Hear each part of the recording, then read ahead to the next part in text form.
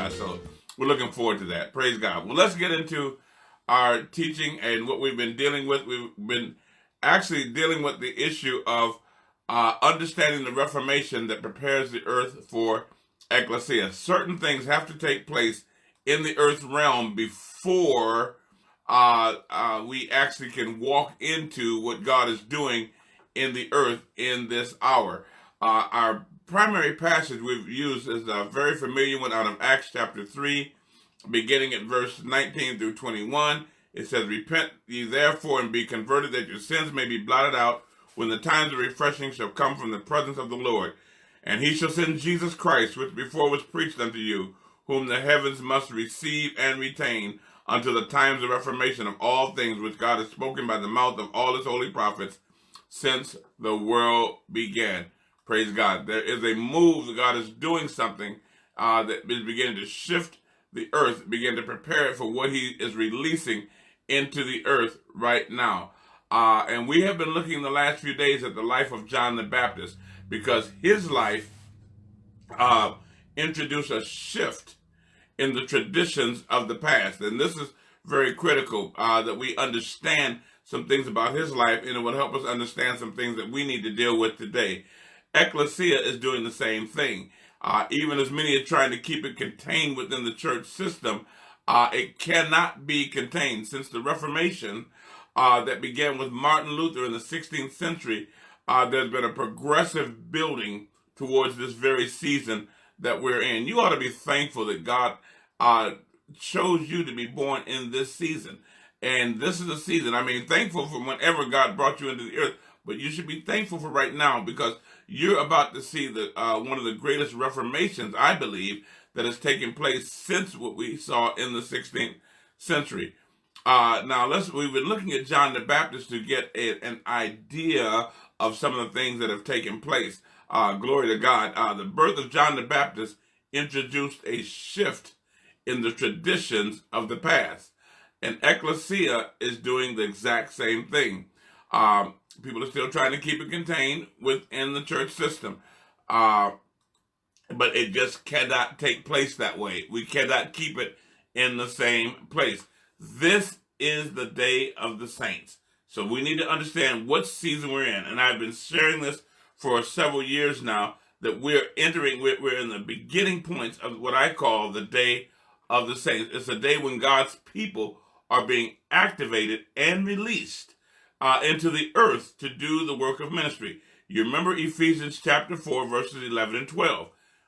"And he himself gave some to be apostles, some prophets, some evangelists, some pastors and teachers, for the equipping of the saints, for the work of ministry, for the edifying of the body of Christ."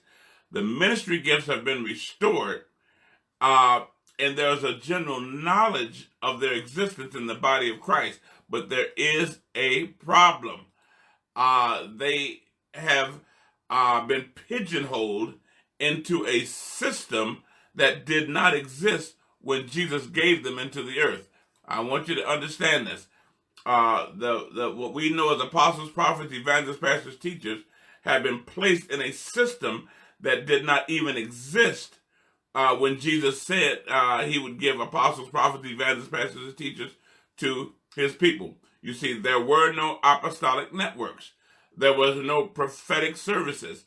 There were no evangelical programs. Pastors were not the preeminent gift. And teachers didn't design doctrine to fit denominational views. Those things did not exist when Jesus said he gave apostles, prophets, evangelists, pastors, and teachers. They were divine gifts given to equip the saints so that they could do the work of ministry. The work of ministry now was not limited to tasks that perpetuated or served the church system, simply because the church did not exist at that time. And see, most of what we call the work of ministry today actually just perpetuate a system that I believe was not even in existence. In fact, historically, it was proven it was not in existence. I have been challenging God's people to reread the book of Acts. I throw that out to you today. You need to stop and just throw away everything and just begin to reread the book of Acts. Just read it raw. reread the entire book of Acts. And you cannot find what we do as church today without reading our contemporary experiences into the scriptures. We try and tie what we do into what we read in the book of Acts. You see things like the gathering on Solomon's porch, or when Peter and John went into the temple. That cannot be construed, as I've heard some people try to do it, as them going to church. That was not what was taking place. And yet, you see, we read that, how they gathered at Solomon's porch, or they gathered in the temple, or Peter and John were going up to the temple at the hour of prayer, and we say, they were going to church. Not so. That was not, you cannot put those two things together. We have read our mindset of going to church into that activity that we see in the first century. The point is, Ekklesia was introduced 16 centuries before King James mistranslated it as church. So first of all, we need to understand they could not have been going to some place that did not even exist in their minds at that point. And then you cannot tie into what they did, the temple, going into the temple, or going up to the hour of prayer as an act of going to church. That you cannot do that. Okay.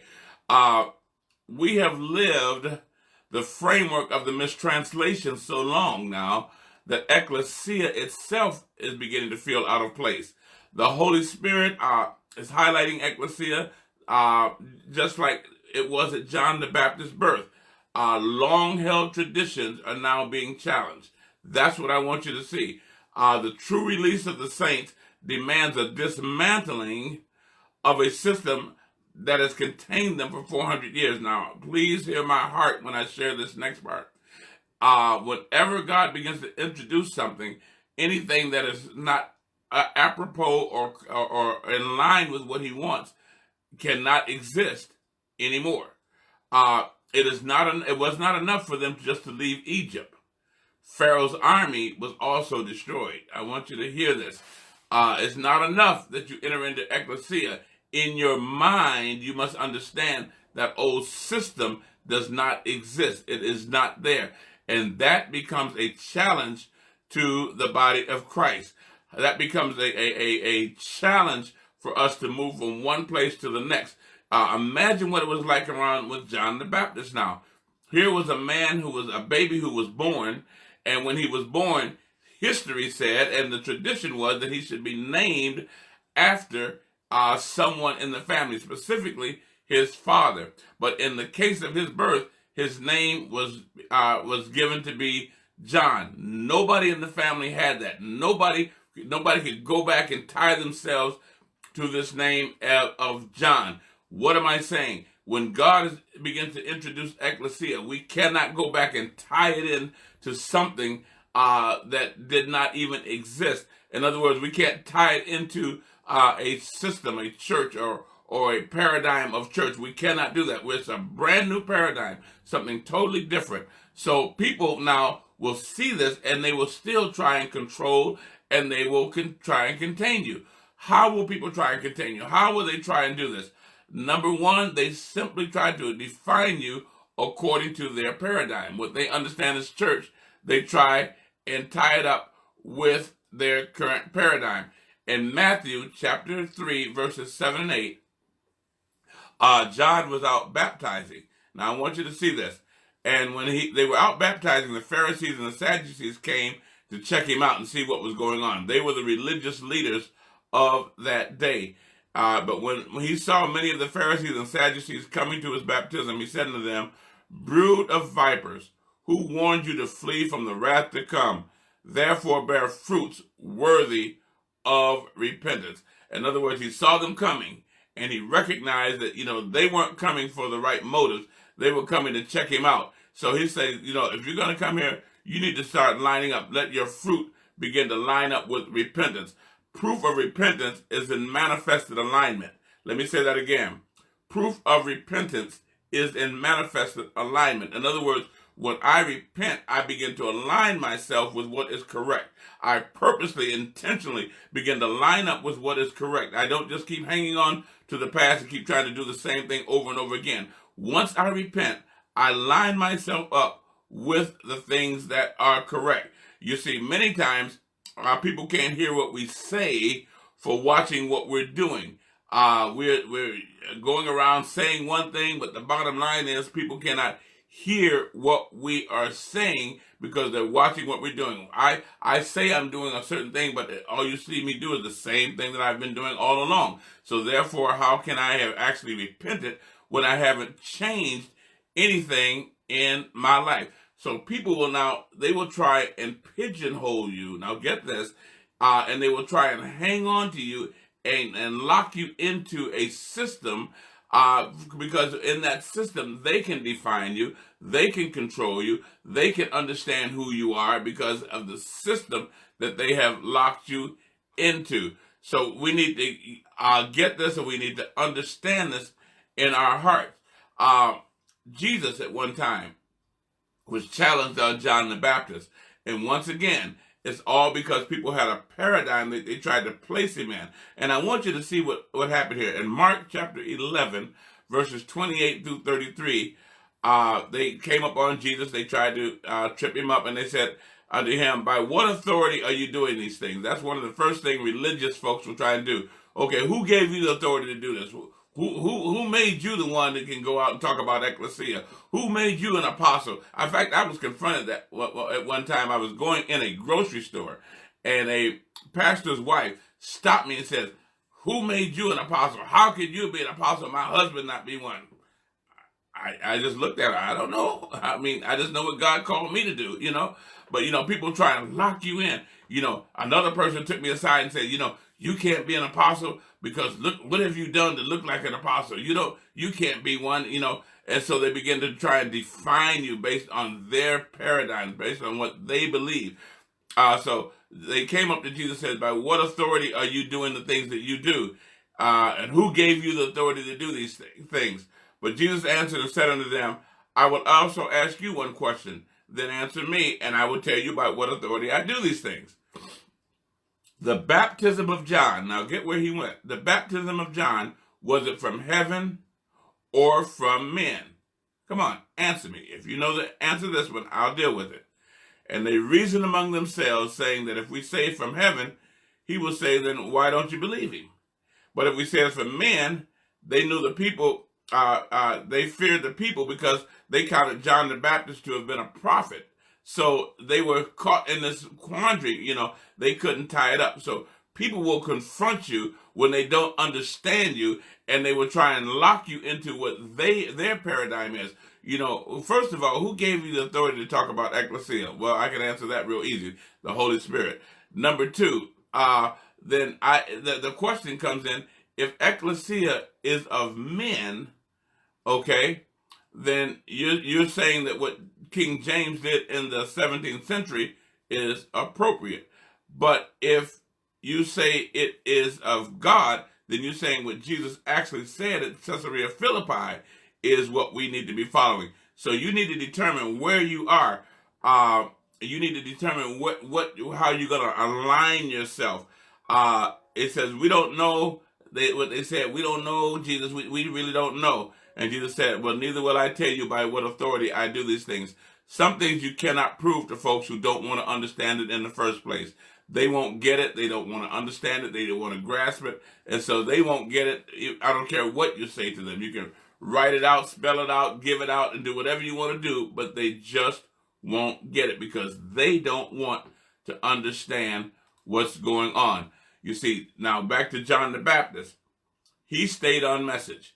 Whenever he was confronted, he stayed on message. He didn't allow them to pump him up. That's one of the first things you do when the Lord gives you a revelation. Don't let people pump you up as to be the hot shot of that revelation. No, point it back right to Jesus. Let people know it's the Lord Jesus who is releasing this in the earth. John stayed on message. He said, I indeed baptize you with water because of repentance. That is because you need to change your mind. Repent, for the kingdom of heaven is at hand. I'm getting you back to that point. But he said, there's waters coming after me, who is mightier than I, whose sandals I am not fit to take off or even carry. And he will baptize you with the Holy Spirit and with fire. In other words, look, you can come to me all you want to, but the bottom line is I'm pointing you back to the source. I'm pointing you back to Jesus. I'm pointing you back to the one who can make the difference in your life. I'm going to stay on message. I'm not going to point this. Ekklesia is not a Tim Kurtz message. Ekklesia is the word of God that he has allowed me to express. And I'm praying that the Holy Spirit now will impart that in you so that you can begin to walk and talk and live out what Jesus actually said at Caesarea Philippi, that upon the revelation of who I am, I will build my Ekklesia. It is a total shift now. This is a point that you need to get in your heart. It is a total shift from everything you have known as church. Ekklesia and church are not the same. And to try and make them the same is actually like the old wineskin, and the new wine, trying to put in the new wine, it just won't work. Or putting in the new material on an old garment, it just won't work. You can't mix and match. You're going to have to accept what Jesus said for what exactly he said. He said, I will build my Ekklesia. He did not say he would build his church. And we need to grab that, and we need to understand that, and we need not be ashamed of it, because Jesus said, if you be ashamed of him in this generation, he'll be ashamed of you before the Father.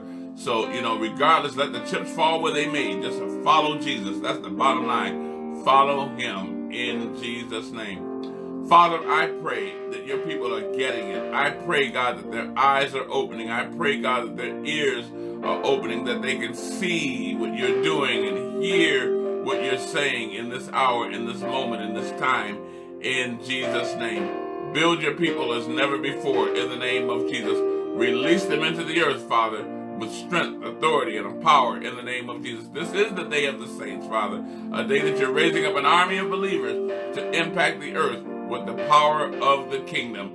In Jesus' name, I believe it and expect it to be done. Amen, amen, and amen. Well, praise God. Thank you for watching this study starter. If you enjoyed this teaching, please give us the thumbs up below. By doing so, you can help us reach many more people.